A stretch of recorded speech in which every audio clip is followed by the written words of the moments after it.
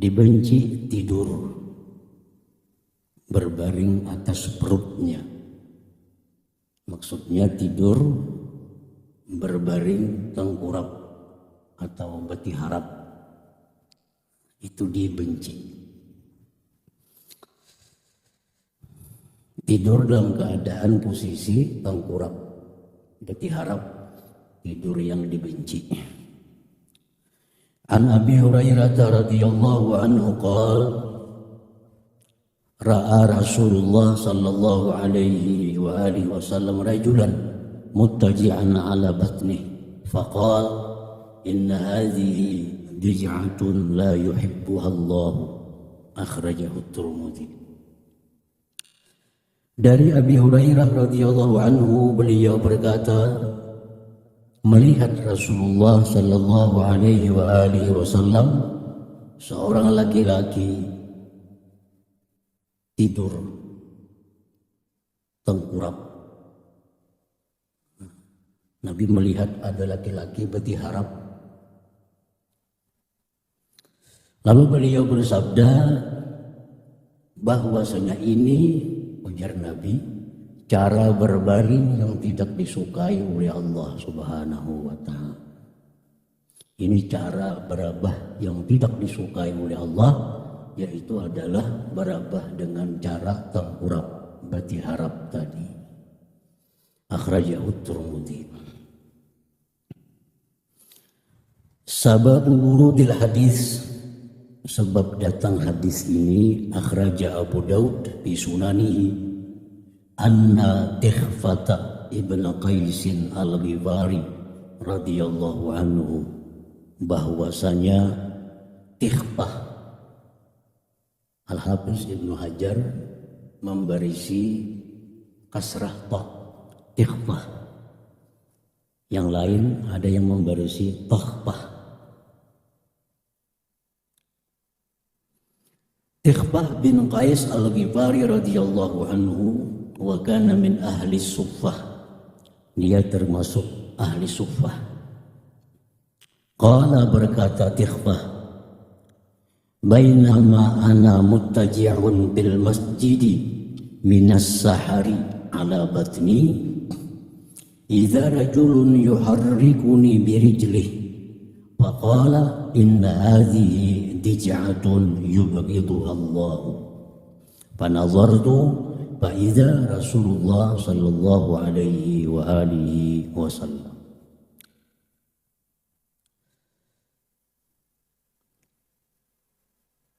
Sewaktu aku berbaring di masjid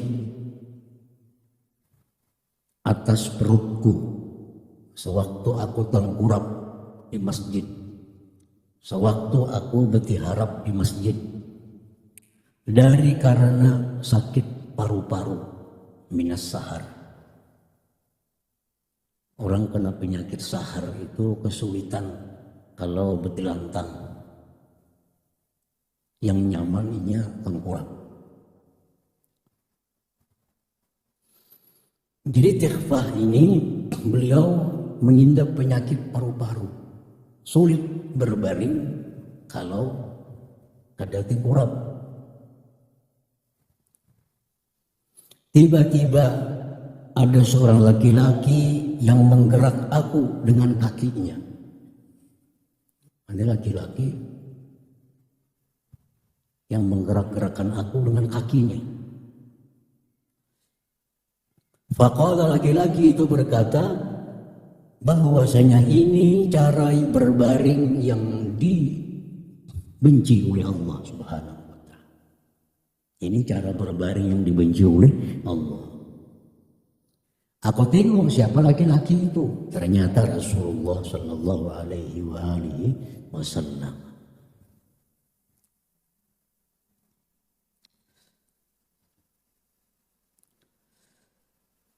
Min fawaidil hadis, faidah hadis yang diambil dari hadis tadi berapa faidah? Pertama, karahatun naumi muttaji'an 'alal batni. Dimakruhkan tidur dalam keadaan posisi tengkurap. Makruh kita guring betiharap. Yang kedua, istihbabun naumi ala syiqqil ayman. Sunat tidur itu atas sisi tubuh sebelah kanan. Jadi sunat posisi tidur itu tubuh kita miring sebelah kanan. Bagian tubuh yang sebelah kanan yang di atas hamparan. Itu sunat. Istihbabun naumi mustaqbilal kiblati, disunatkan tidur menghadap kiblat. Nah, jadi banyak hal-hal yang sunat yang berkaitan dengan urusan berbaring tidur itu. Rasulullah sallallahu alaihi wasallam bersabda, "Iza ataita madja'ak fatawadda wudu'aka lis-shalah." Bila kau hendak ke pembaringan, berwudu seperti wudu untuk sembahyang. Ini sunat tidur dalam keadaan suci.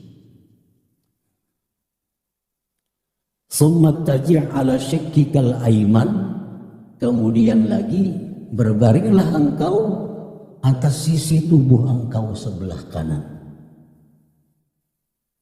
Bagian tubuh sebelah kanan kita inilah yang menyentuh bumi, menyentuh tikar, menyentuh tilam. Itu sunat juga. Dan lagi sunat tidur dalam keadaan menghadap kiblat. Nah, jadi kalau selengkapnya itu kita hendak tidur berwudu, berbaring kita berbaring dengan sisi tubuh kanan yang ke atas tilam. Yang ketiga, menghadap kiblat. Jadi wajah kita, dada kita, perut kita itu semua arahnya ke kiblat. Itu sunat.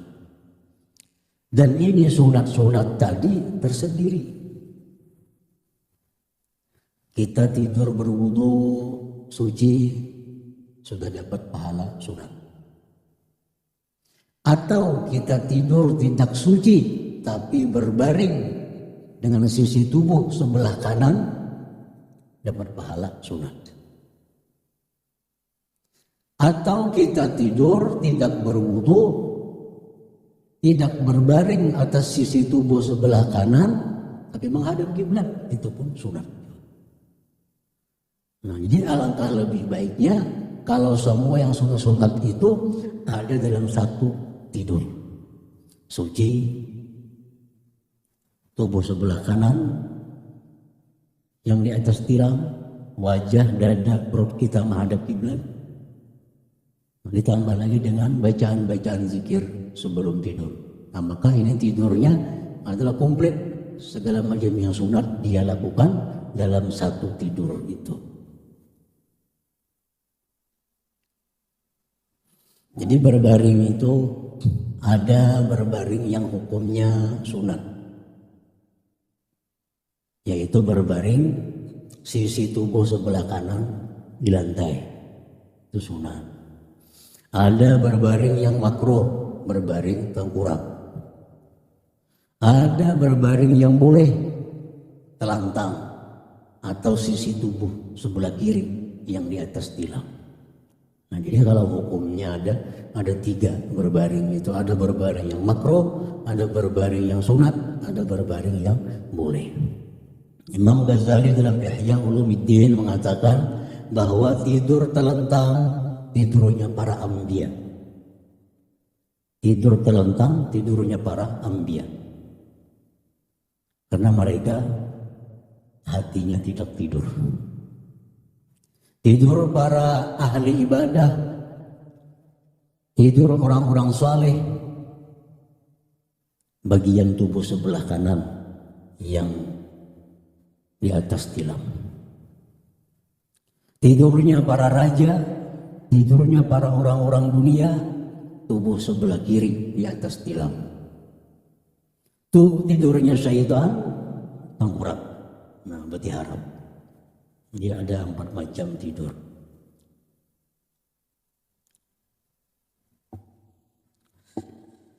Yang keempat, dari hadis ini diambil faidah, daruratu tanbihi man yuhti'u hatta yatruka khata'ahu, mesti ditegur orang yang salah sehingga dia bisa meninggalkan kesalahannya. Nah, orang yang tidur tengkurap, orang yang guring berarti harap, itu digarap supaya dia bisa tidur dengan cara yang disukai oleh Allah Subhanahu wa ta'ala. Al-haditsus sadisu, hadis yang ke-6, istihbabu siwak indal qiyami minan naum, sunat siwak ketika bangun dari tidur.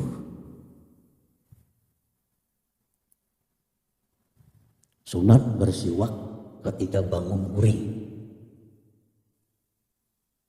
Itu salah satu di antara 5 keadaan yang sangat dianjurkan bersiwak. Imam Nawawi mengatakan bersiwak itu sangat dianjurkan. 1, indas salah, ketika salat. Maksud ketika salat itu ketika hendak salat. Itu sangat dianjurkan kita bersiwak. Yang kedua, indal wudu, ketika berwudu. Ketika hendak berwudu. Sebelum melakukan apa-apa, hendak berwudu, bersiwak. Hanya bismillahirrahmanirrahim. Yang ketiga, inda qiraatil Quran, ketika hendak baca Quran. Yang keempat, indal istiqaz, ketika bangun tidur. Yang kelima, inda taghayyuril fam, ketika sudah berubah bau mulut. Nah, 5 perkara itu sangat dianjurkan bersiwak.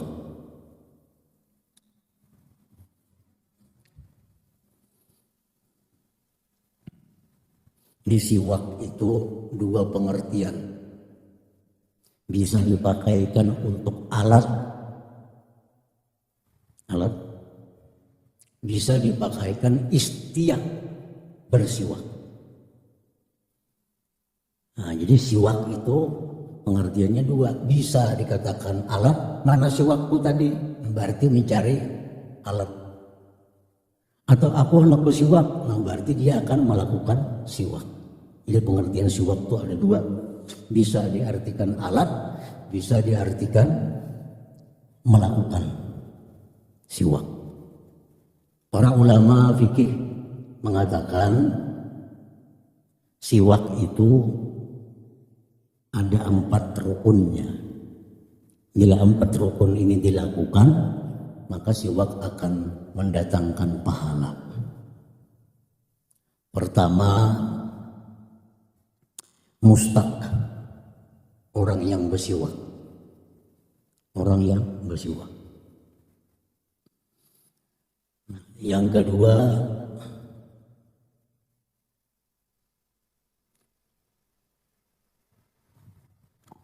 mustaqun fi, mustaqfi, mulut. Yang disiwak itu mulut, termasuk dalamnya gigi, lidah, lalangitan, termasuk itu mustaqfi. Yang ketiga, mustaqbihi. Mustaqbihi itu artinya alatnya. Alatnya sesuatu yang keras, kasar, yang bukan dari bagian tubuhnya. Sesuatu yang keras, yang kasar, yang bukan bagian tubuh. Kalau bagian tubuh kadangkala dijadikan siwak, bisa telunjuknya. Walaupun telunjuknya kasar, keras macam kayu, kadangkala diulah siwak karena bagian dirinya. Yang keempat, niat. Yang keempat, niat. Nah, itu rukun siwak. Ada orang yang bersiwak, yang disiwaki itu adalah mulut. ada alat siwaknya, ada niatnya. Menjunjung perintah Allah Ta'ala. Nah, jadi itu rukunnya. Adapun yang sunat-sunat dari siwak, nah siwaknya sudah pahala, menjadi tambah lagi pahala kalau yang sunat-sunatnya dipakai. Misalnya apa? Memakai kayu arak, kayu yang dipakai Rasulullah SAW. Itu sunat. Kemudian membasuh sebelum siwak. Sebelum kita bersiwak dibasuh lawan banyu. Siwak itu sunat juga. Yang ketiga sunat mulai kanan. Bersiwak mulai kanan. Nah, yang keempat siwak itu melebar. Nah, jangan kayak itu. Siwak mesti melebar. Nah, itu sunat-sunat dalam bersiwak.